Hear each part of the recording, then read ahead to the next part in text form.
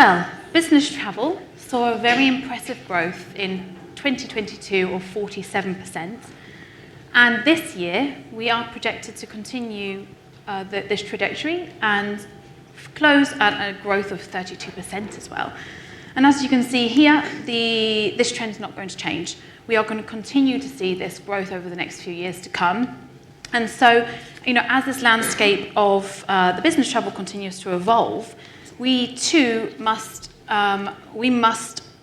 also evolve the approach to providing accommodations that meet those dynamic needs and expectations of the business travellers. So we're going to have a panel here today that's going to discuss emerging trends, innovative ideas, collaborative solutions that will really shape the future of the extended stay space. We also hope to uncover how we can enrich the experience for tomorrow's business traveller whilst fostering that balance between the travel management and as well then the travellers. So please help me to join to the stage Sam from PwC, Will from Altido, and James from Travel Planet.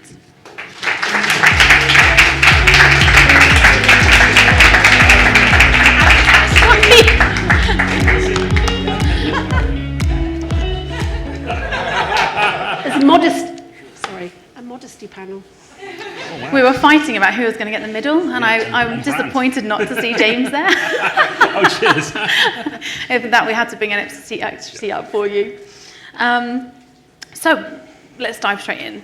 Sam, how has the nature of business travel evolved over the past years, and what do you think have been the key factors to influencing those changes? Okay, so business travel from an accommodation perspective has very much changed into the length of stay. Always used to be very much focused on a Tuesday, Wednesday, Thursday. We're starting to find it's going from a Sunday through to a Thursday now, actually, which is quite different. So, and then combined with the length of stay, it's actually that movement towards a different type of product. So we've always been very much focused on hotels historically. Within PwC, we've been actually a supporter of service departments for many years. And actually, it wasn't COVID that kind of spurred it on, particularly to bring in more, to use more service departments. It was more to do with having the well-being, the space, and the change in the office space as well. So we have a very open office that actually brings in a lot of different types of people within PwC. So neurodiversity is huge within the firm. And one of the things we've discovered actually is that an open space is not always very good for people who need to have that break or need to have that well-being time away sometimes because we're all working quite a high-pressure environment. So we're finding that actually people are requesting more spaces where they have that ability to be by themselves, but then they can also, as the people were speaking about earlier, having an area where they can collaborate with other people. And then that also works with our global mobility teams as well. So they're actually now coming into the business travel world with the type of accommodation that we're purchasing. So that's quite a new trend within the market. We've had it for quite some time, but a new one is really how we're starting to cross-utilize the types of accommodation that we have for the type of traveller, whether it's global mobility, whether it's a student, whether it's a graduate, or whether it's just the normal traveller. And have you seen this increase for this real-time availability as well within the space?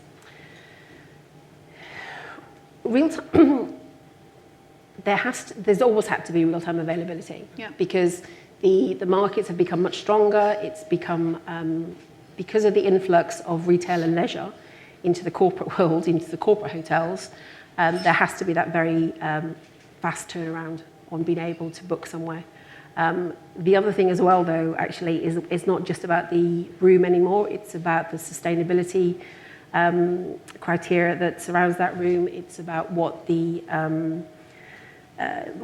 data information they can provide us. So is it a safe environment? So if we're talking service apartment, it's making sure that all the electricity certificates are up to date, all the gas certificates are up to date. You have all the things in the right place. And it's the bringing together of that data is also a key one. So actually we can, because the traveller wants to be better informed at all times. Yeah.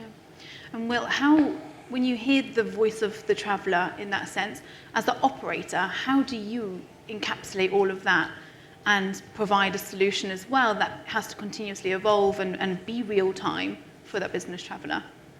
Yeah, I mean, just for a bit of context for the audience, I run a business called Altido, although it was known as Altido until a week ago. We've rebranded as Joyvi. But we're now part of a larger residential operator group.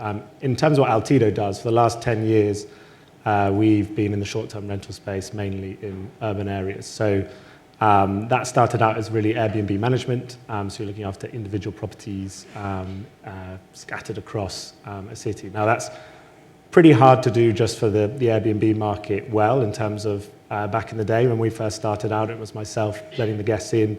It was a good result if there was linen on the beds and if you were there at the same time that they were going to arrive. And so 10 years on, I'd like to think we've improved a bit since then. And one of the markets that we obviously started exploring and we were hearing about was the corporate market. So we came at it from the other way. Most of our travellers were leisure travellers. And then we're hearing about these extended stays and these better guests and with larger checkbooks sometimes. And so that was quite exciting. But obviously you've got to tailor it for them. And that, as Sam was mentioning, there's a higher level of duty of care that these corporates are looking for. So you've got to make sure that you've got the processes and systems in place to execute on that and then monitor that and keep it live. And then the extra expectations of the corporate traveller in terms of the service you're providing to that, across that suite of properties. So it's pretty challenging, but yeah, I think we're getting there. And James, so then putting on the TMC hats, how can we effectively bridge that gap of the increasing demand of many features, but is well-being real-time availability, whilst having to rely on, Karen didn't actually say the GDS was archaic, but I'm going to say that the GDS is archaic. Absolutely. And the reliance upon that. Yeah, so we're quite fortunate being a startup. So we've only been around since 2014 in France and 2019 in the UK. Probably not the best time to start a management travel company before COVID, but obviously no crystal ball there. So we've actually come with new technology, so we're not reliant on the GDS as much. However, we realise they are still important. So I think we, one of the people here, Kieran, we work some of your content through the GDS, but in general, we are big believers of going direct. So as with ourselves, we've obviously signed the contract and so on. And the real-time availability is so important because, you know, sort of our travellers don't want to say, okay, send an email, write to such and such, and then we'll get back to you in a couple of days or a couple of hours. They want to see it straight away because that's when they have time to make the booking. So we're a big believer on API connections and whatever we can do to simplify the process and also remove the manual intervention. So that's how we've been very successful. And I know Karen earlier said try not to compare to 2019, but that's when we started, so we always have to compare to that, But if we compare to last year, I think our volume's up by like 84% from last year in terms of revenue and about 70% in terms of transactions. That's so amazing. we're very happy. Yeah, you should be. That's amazing. Yeah, thank you. Yeah, well done. You know, I think you're right. We're seeing this trend, as we discussed with Sam many times, of this want for a booking.com experience. And it's a real challenge, right? But what other emerging trends do you foresee in the extended stay market for tomorrow's business travellers, Sam? I think there's going to be a lot more consolidation because it's easier if you bring a lot more assets together to be able to get to market quicker, because I think it's going to be very difficult for a lot of individuals that whole speed to market is quite important if you want to kind of want a bite of the pie really with it. And also the consistency in the market. That's the biggest thing for us that we're still looking for within the service department arena. It can be kind of linked in with the consolidation because brands bring a generic sort of approach towards what the apartment should look like, but it doesn't, I don't think, stop individual owners being able to standardize what they can provide and bring together as well all the sustainability initiatives. So as we were saying earlier, for us, having a service department that has renewable energy is one of the top ones that we could use, because then it means that's as sustainable as you can get with that. So it has to somehow, for us, all these different areas need to start to come together with the health and safety, the duty of care, the quality and the range, as well as the biggest one for us. Whilst there's going to be whilst I see there's some consolidation, it's also ensuring that there's a range of products out there. So we're not all going high star 5 end. You can still do 2-star really well. It's clean, it has the right facilities in place. That's quite an important thing as well, I think, because there's been a trend to go too much to everyone wants to be a 5-star hotel style apartment, and I think that's not always the case. We have different types of business for different levels within our firm, so we do actually want a whole cross section of it. But I think change is still coming within as I see it within the industry, if the corporate traveller is going to use it more, because you've got to get that speed through the booking process, you've got to get the consistency, and allowing the traveller to book it very quickly. And be able to access it very quickly as well. So you not have to phone 10 people to try and get into the front door. I mean, that's certainly the trend that we have seen more and more this year, and I think it's going to be massive into next year, is the consolidation. And Sam has put it very eloquently previously, that it's not the consolidation of departments, not the consolidation of people, you're not losing that talent, but you're consolidating your spend. Sorry, yes, that part of it. Thank you for putting that one in. I was talking about the consolidation of the industry. Yes. That's me taking it for granted, because we've, within PwC, it's consolidating all the different lines of business. So you're bringing in mobility, talent, travel, all together, because you're actually going out to market to procure in total rather than actually just procuring individual ones, and that has to be recognised by the industry. Yeah. And this is, as operators as well, it's something to be very aware of, because those varied requirements that you said in terms of not just length of stay but type of product is happening, and it's how can operators then accommodate for that. And we are seeing as well the trend of hotels, as we saw as well, turning a lot of their units into this apart hotel model to cater for that, and that is then available on a real-time bookable option. So these are evolving. Will, as an operator, from that space then, are there any other specific amenities or services that you think that need to be reimagined to cater for the needs of tomorrow's business traveller? Yeah, absolutely. I mean, as I was kind of alluding to earlier, we sort of started out from these humble beginnings as an Airbnb management company, and loved the idea of getting involved in the corporate world, but the inquiries and bookings that were coming in just weren't going to work with what we had. We had a limited amount of inventory. It wasn't standardized. It just wasn't equipped to say, okay, we've got 20 people relocating to this area, they're staying for 2 months, and we're like, okay, well, we've got a flat in Fulham and one in Westminster, and you can have a bedroom in Earl's Court. And they're like, okay, yeah, goodbye.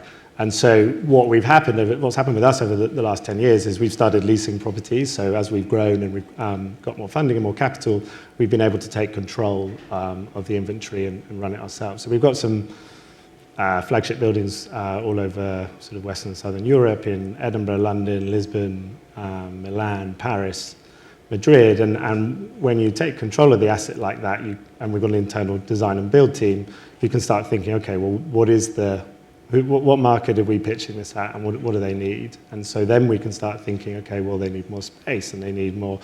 I was talking earlier about how the kitchen table isn't good enough from a desk perspective anymore, so we could put that in. But then we thought, okay, well, we'll go further than that to address Robin and his lonely nights on lonely Monday nights. Is we can try and build a community around this. So we've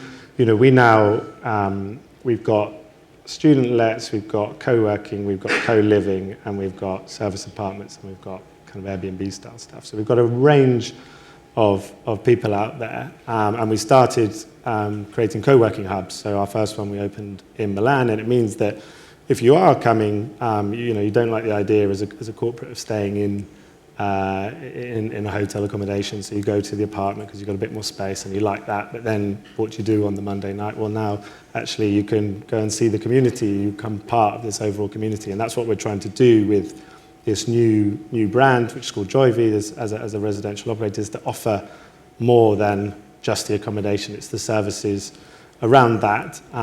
We've done that partly with co-working, but we're also, we've enhanced our guest portals so that you can begin to get some amenities that you might begin to expect from a hotel. I wouldn't claim to compete with Simon and what they probably offer at the Lanesborough, but we've come, you know, genuinely for the first sort of 5-6 years of running this business, from an operations perspective, the only thing we were trying to do was get the guest in, make sure it's hot, make sure the Wi-Fi works, and make sure the keys don't break. Basically, you know, that was great success, might get a 4 or 5 star review on Airbnb. And when you're doing that at scale, I mean, we manage 3,000 properties on the short let side. That's actually quite hard to do all the time, and you don't do it all the time, and I've got some horror stories I can share later. I'll tell you one actually. There's one where they did get locked out, and the way to get back in is just smash straight through the window and take a picture and say, look, we're going in through the window. It's like, How else would you get in?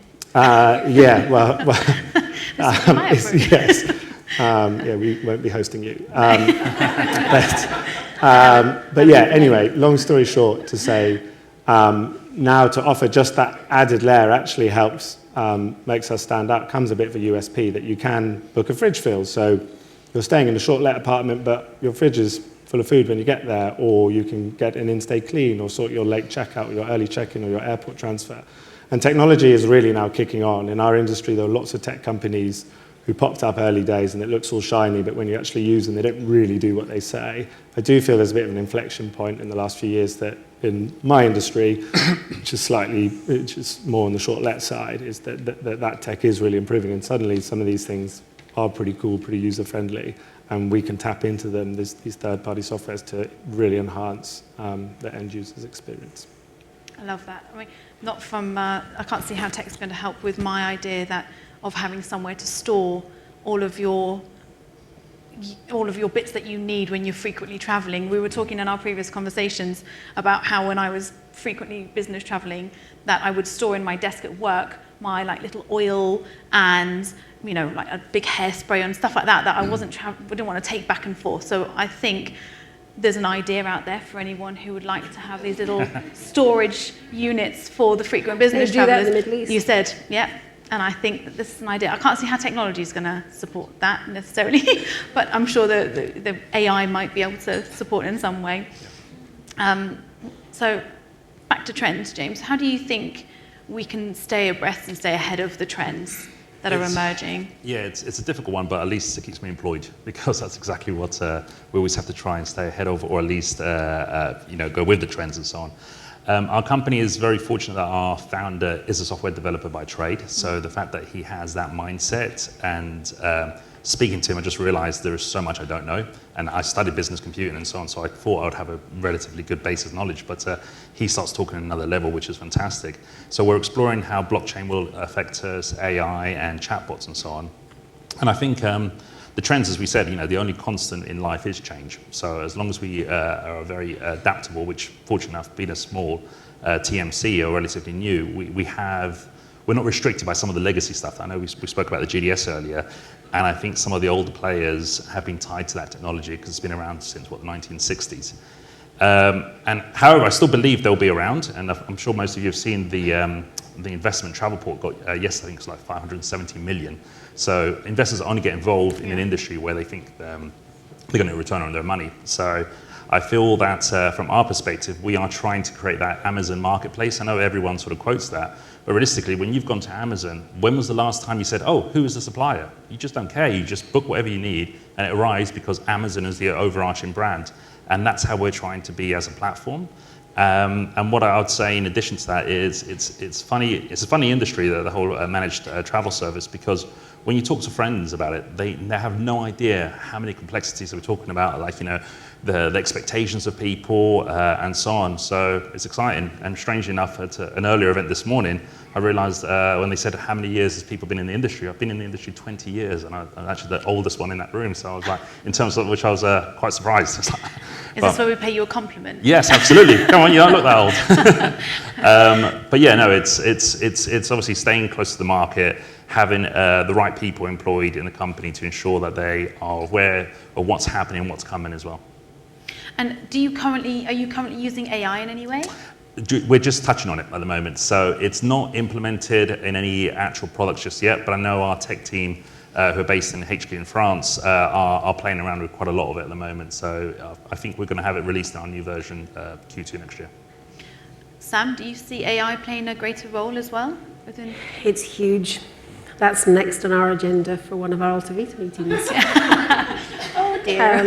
Open that can of worms. Yes, I think it's ChatGPT 14, was it 4 or something? Yeah, version 4. Yeah, version 4. I think we've just subscribed to that as a firm.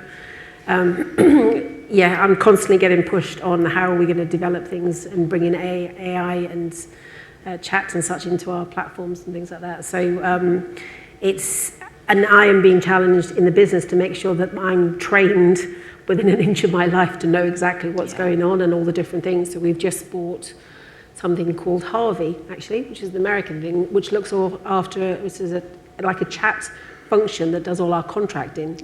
So we can go through that procurement process a lot quicker and such things. So yes, it's embedded in everything we've got going forward. I can just see Mikhail and Olga, Olga somewhere yeah. in the room like, oh no! Will, what's your take on AI and the role it will play? Yeah, I was chatting to a member of staff about this week, and he said we're still working on the I bit, which may have been a reflection on, hopefully not on me, but we are looking at it. So we're upgrading part of our technology at the moment, which enables us to use a piece of software called Enzo Connect, which is partly links to the guest portal, and through that they're using a service called, they're using ChatGPT 4, and that enables us to proactively message guests, in terms of some of those services I was talking about earlier, so prompting them at the right times, but also in terms of some of their inquiries. It's the first line of defense, helps automate things, as was mentioned earlier, doing some of the jobs that are a bit boring, that we'd rather not do. So yeah, it's early days for us, but yeah, I'm sure it's going to be a big part of our business going forward.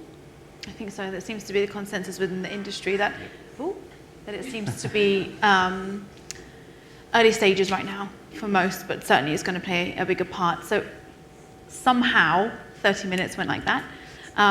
As we are coming to a close, so what are your closing words then around the future for the business traveller? I'd probably do it as the future for the corporate rather than the business traveller, because it's not just about the business traveller. So I think the future for us is getting everyone to recognise that the person that comes to you with global mobility or as a graduate or as a traveller still all come from PwC. So when we're talking about leveraging rates or, like AltoVita who leverage the rates on our behalf, it's still one type of traveller from PwC, because there's nothing more frustrating than saying, well, this part of your business can have this and this part of your business can have that, and never the twain shall meet. So recognition of the corporate as a whole, I think, rather than business traveller. I think from my journey in this industry over the last 10 years is clearly about, it was a nascent market when we started in 2014, 15. It's moved on massively over that period of time on the short-term rental side. And I'm really excited about the fact that as the industry professionalizes, as the tech gets better, as we get more and more experienced people in the industry, that we are going to begin to be able to open up more and more of our inventory. So our percentage of leisure to corporate begins to shift. I think we already are doing a lot more extended stays, but I think that's going to continue, particularly with the kind of inventory we're managing. And hopefully with the tech advances, it will just make it easier and easier for us to play in this space. Last but not least. Well, as I've only got less than a minute, as it keeps flashing in front of me, changing colours as well. I would say that business travel is very emotive, and there's always to remember that there's a human at the end of it. And I think bringing it always back to that is an exciting industry, and I think it's going to see a significant change with AI and a lot of this knowledge coming forward, but I'm proud to be part of it. I love that. Thank you so much. I wholeheartedly agree. This is something that we all speak very passionately about, and it's more recognised on the global mobility side that human support is so important. But equally within business travel, we're dealing with humans, people who, we heard earlier, they may be having to extend a travel that they're not expecting to, and these are emotions and people. So wholeheartedly agree. I think that we all have that perspective that we are tech-enabled, human-led company. Thank you. It's because it's flashing at me now. Yeah, I told you. Okay, so there we go. We'll leave it there. But thank you to the panel and Thank you. Sorry,